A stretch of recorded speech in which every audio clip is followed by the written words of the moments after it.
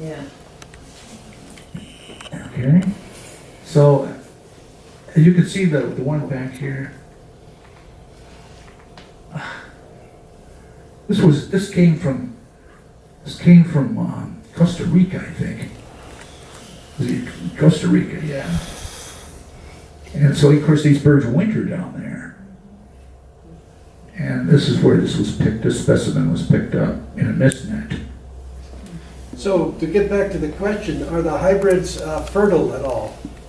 Or nobody knows? I don't think they know. They don't know. I'm looking it up right now. And I think in today's world, you could possibly find out with DNA analysis looking at the XY chromosomes and see if they're correct. And to see how many chromosomes. Usually I think when they're not sterile, they're missing a chromosome or something like that. So I don't know that you would need to follow them around and see if they've had babies. I think that's wonderful.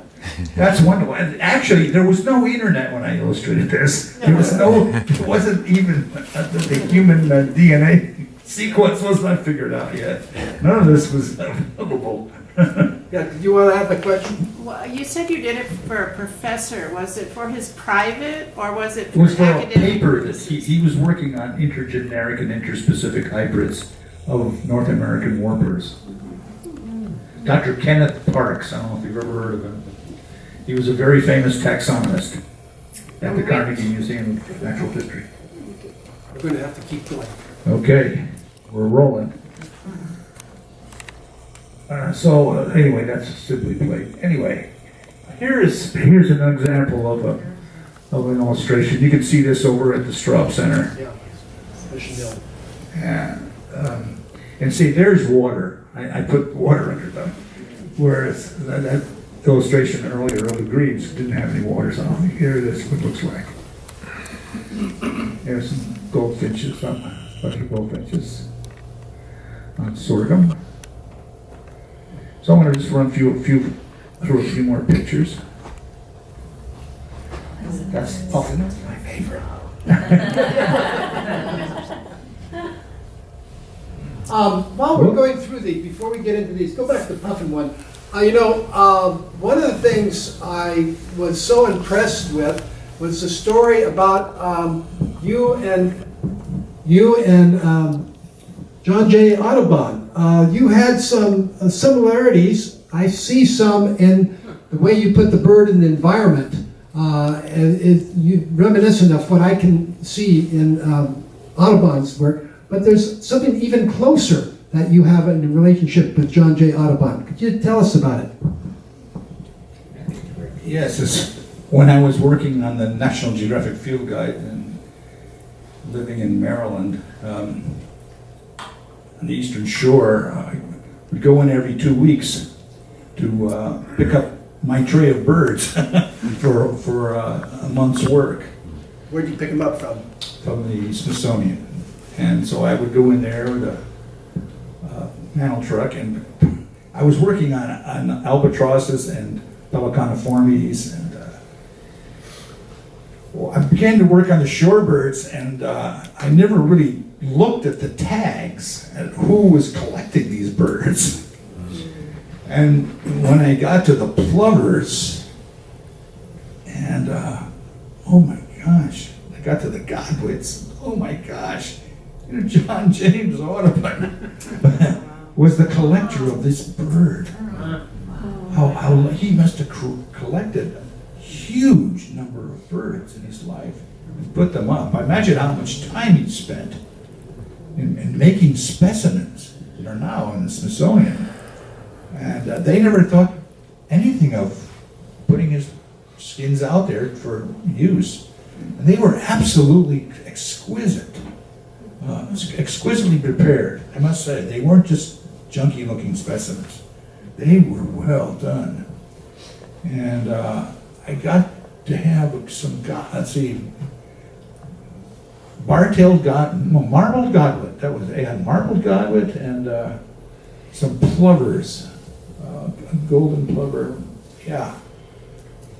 that were done by him, and I was pretty astounded that I was able to hold in my hand some of his work. I really never was a really big Audubon fan when I was younger. I was inspired by Louis Fuertes from Cornell University. A book called Birds of New York, and it was published as Birds of America. I don't know if anybody has it in their library. It's an old book. Garden Society of New York published it. And that book, it fell apart, and I turned it into diorama pictures in the background in a little old glass bookcase.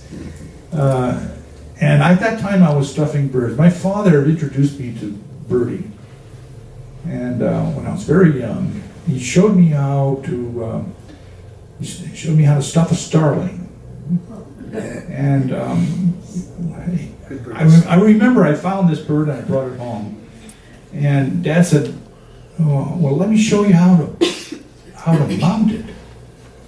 And so it was on the kitchen table. We laid out paper, 20 multine borax, and he showed me how to skin it, how to remove the skin carefully enough to not destroy the bird skin. And and then we got these wires, these very thin wires, how to put it through the legs and have it come out the bottom of the feet. And then we had beads for eyes. I had old ladies' hat pins, I think we used. And we made stuffed starling. It was pretty good, and I didn't want to stop.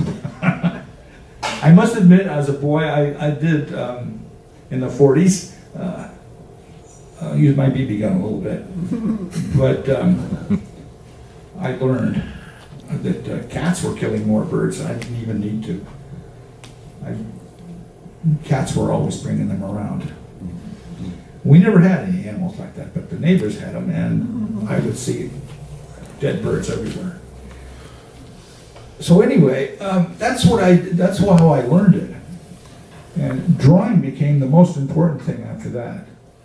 Drawing a bird, I was just so enthusiastic about rendering them, making a picture of them. So we have a number of pictures we can look at, and you can tell us a little bit about. Yeah, well, this is from your favorite spot. Yeah, Cannon Beach. Yeah. Yeah. I sat there with a scope and sketched this. I tried to take some pictures. Didn't look anything like this. A long ways away, for one thing. Yeah. Do the specimen colors fade over time? Yes, they do. They can fade. It's very Particularly in birds that whose pigment in their feathers. Most birds don't have any pigment. It's just the turn of the feathers, but some do. Like flamingos, for instance, that come from shrimp. right. From eating shrimp, you know. The birds like that. Well, I was looking at the feet on the puffin and how red they were. Well, they fade. They definitely fade. But and of course, in mounting them, they paint them. And they're making them now out of acrylic. That's what I hear now.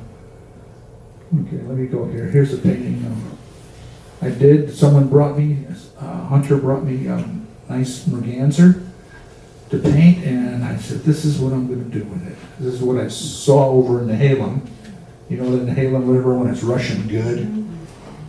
And, oh boy, in the wintertime. That's a big painting. That's almost 5 feet long, so. Wow. There's a littlest painting. This was done at Cascade Head. I directly saw this bird with my son. We were walking up the hill on Cascade Head, and we came face to face with this old guy in the alders. I used to live over there, so I lived in Nescoin for a couple of years. So People who don't know the species, tell what. This is our pygmy owl. So it tells a little story there. It's got some alder.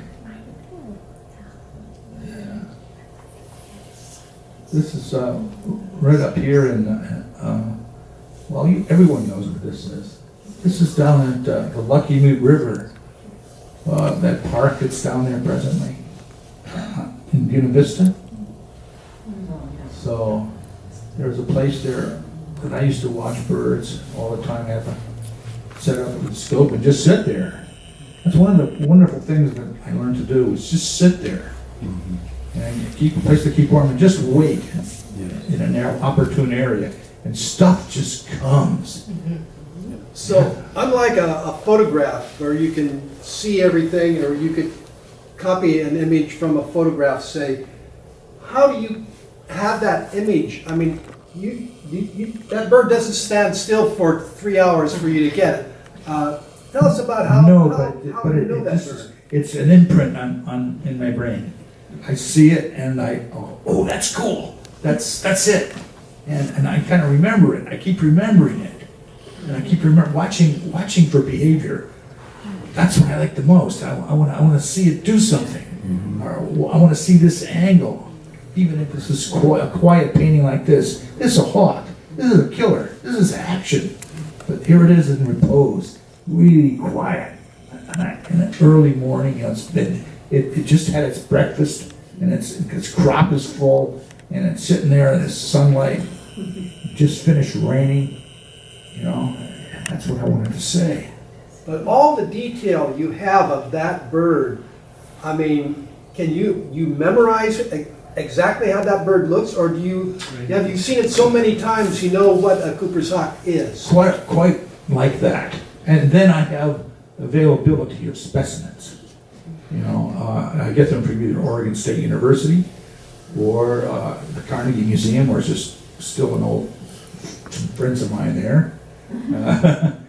And sometimes a Smithsonian, wherever I need to get a specimen, I can ask around who's got one to loan. A lot of museums keep bird skins just for this purpose alone, for artists to use, to handle, to get beat up. They might not have, for instance, they might not have any data. They don't know where they came from, or so, who got it or how it happened. So it might be just somebody who picked up a roadkill and brought it in. So that's one of the things that the Carnegie Museum has. And so I might ask for a Cooper's hawk from that. This one I actually did from a guy who owns a cherry orchard over in Buena Vista, next to the ferry. He shot it in his chicken coop. He was inside of his chicken coop. Would you believe that? Yep, I do believe it. So I had this dead bird, and I injected it with formaldehyde, and it turned into a dried specimen. And I couldn't stuff it because it was too stinky, and the feathers would fall out. So I embalmed it, and it dried up, and it looks like that. Johan, Yes. do you ever take a photograph and? I don't waste my time taking photographs. I say that. I just don't. If I'm trying to photograph something, I'm not gonna get the idea. You see, I compose. This is composed. This spot over there, I knew this spot, and it had this kind of light, and I'd seen this bird there, and so it's all composed by me. I have to know the botany. I have to keep in mind the botany. This is definitely not a maple tree. Yeah. So I have to keep those things in mind. Okay, this is called From My Winter Window.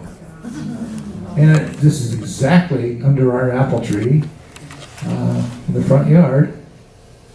One snowy morning, the very thrushes came in, and I said, "Oh man, there it is. That's the painting." Yeah. Your landscapes are exquisite. Oh, thank you very much. I'm glad you like them. I put a lot of my mind in them. Oh, man. So you see, to be a bird painter, like me, you have to know how to paint landscapes, like Monet did. Yeah. And I would go to the New Haven Museum at the Yale University and go look at Monet. I would just love. It didn't have any birds in them. So I learned how, I'm self-taught. So no one taught me how to paint landscapes except myself. And making a lot of mistakes. And when I lived in Monmouth, I would go to these sales, these art sales, and support my family by selling watercolors. And I would just do watercolors over and over and over again, just so I could get to be a good enough watercolorist and landscapist to put my birds in them. Where is your present studio located? It's located in Hubbard, the little village of Hubbard, north of Woodburn, the next town up on 99E. And I live in town, I'm kind of hidden there. I'm a recluse, to tell the truth, because I have to be. If I were spending a lot of time out with people, I wouldn't be doing what I'm doing. So I spend a lot of time alone, and I'm not afraid to be alone. And so when my wife comes home from work, I'm happy. So, I kind of hide in Hubbard.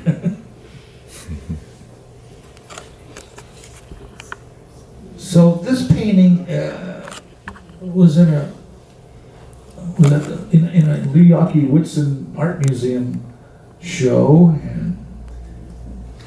and also it was purchased from me by Household International Corporation. It's a big painting. These are life-size Jaegers. An Arctic Tern. Boy, I have fun painting that. Where would you put the geography of that location? In the north, up in Alaska. Near Alaska. Yeah, near Alaska. Yeah, I was up there. See, I used to volunteer on the Oregon State University ships. And oceanographic ship way back with the Aquina and the Cayuse. And I would make transects out in the ocean, working for them. And I got to go on a trip to Alaska collecting birds to study their stomach contents of what was killing a whole bunch of birds up there. So I saw this scene, and I had a fresh specimen of a Jaeger, and oh man, Arctic Tern, put them together in this picture. This has a lot of meaning for me. It's the sea, really is the sound of the waves crashing. I made the maiden voyage of our ship Wacoma. It's over in Newport. From its birth there in Sturgeon Bay, Wisconsin, all the way around through Panama and the Windward Passage and up to Oregon. And they let me go to watch birds. Because of all the time I put in on all their ships, they let me go. Gratis. And it was a maiden voyage. There was no science going on, with the exception of a gravity meter at the back. I think that was it. Okay, and this is the one that was in the movie that you just saw. And it's a Sora rail. This is a painting that I've been wanting to paint for a very long time. I had seen it. Actually, I saw this scene in college, and it just sat in the back of my mind for years and years and years until I came to a friend's pond one spring, and it was a small pond, so I got an opportunity to set up a blind and watch this and sketch it and draw it. So that's why it's so true to what I saw. You can see the lighting in there is very difficult to do. It was a challenge, serious challenge. How was I going to paint that? So it's totally constructed from what I saw. Now, we were talking about the year of the bird. Well, I'm going to show you a series of pictures now that I did for the year of the bird. as part of a large mural of all the endangered species of the world. And several, 200 of us artists put it together, each doing as many as they could. So I did about 8 of them here. Where is the wall located? It's up in Vancouver. And it was originally shown first at the International Congress, Ornithological Congress. The AOU, the Canadian Ornithological Society, Australian Ornithological Society. Vancouver, BC? In Vancouver, BC. And I think it's still going to be seen up there. And you can see the mural if you go to Artists for Conservation, AFC, Artists for Conservation, Silent Skies. And so this is these are my contributions to Silent Skies. They're really blown up here, but they're only 8 by 8 inches. You can only do small pictures. Is it a permanent display that's going to be there? Well, I think so. I think they're going to probably try to sell it, though. Maybe sell it or make prints from it. I think make prints from what people want. I don't know exactly what's happening yet. I know it was seen. So this is a cahal. This is the Bermuda petrel, the one that's just come back from extinctness. They thought it was extinct. They found on a little tiny island south of Bermuda there, they found a breeding colony, small breeding colony that didn't expect to be there. So there's the cahal. It's still, endangered, but people were eating this thing, so. Well, wherever the British went in their ships, they shot them, ate them. And so, anyway, this is a very rare bird. This is from Samoa. The beautiful island of Samoa, deep in there. It's very, very rare to eat. They can't even hardly find it. They know it's there, but they find, I think, the remnants of their food on the ground. Well, Tooth-billed pigeon. Well, can I ask, if it's so rare, how do you have an image of it? How did this get created? I had the help from, I don't know how many of you know Pepper Trail. Yes. My friend Pepper sent me some photographs of skins that he had seen, and he recommended I do this bird. So this is because of Pepper Trail, actually, that the species was chosen, and I lucked out on this. You mentioned it's a relative of the dodo, right? Yeah, it's the last living genetic relative of the dodo bird. So you can see how evolution used to work. That kind of looks like a dodo head, right? Darn this thing. Yeah, there's the tooth right there, on the lower mandible. And that's why it's known as a tooth-billed pigeon. I thought it was this was the tooth. But this right there is the tooth. And it's for opening these seeds here. Okay. Now, this is a Far Eastern curlew, or the Madagascar curlew. Now, I chose to put some babies there. I want it to be, it's not fully endangered, but close to it. And I wanted the babies to be there. Again, for the future. And this is off the coast of Ecuador. This is our black rail. If you were up in New Jersey, you would see Connecticut, you'd see black rail in the marsh, or try to see them. Very hard to see. But this is the one that's occurring off an island in Ecuador. Do other countries have the endangered species laws that we have? Some do, some don't. Some don't care. This is the Mariana crow with a baby.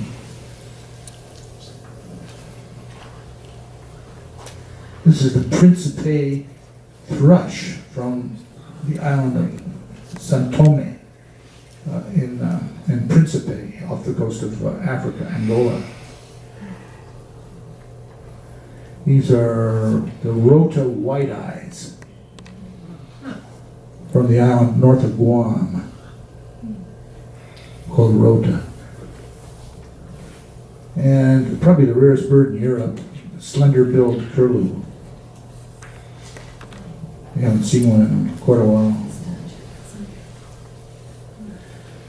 Well, that's what we brought with us.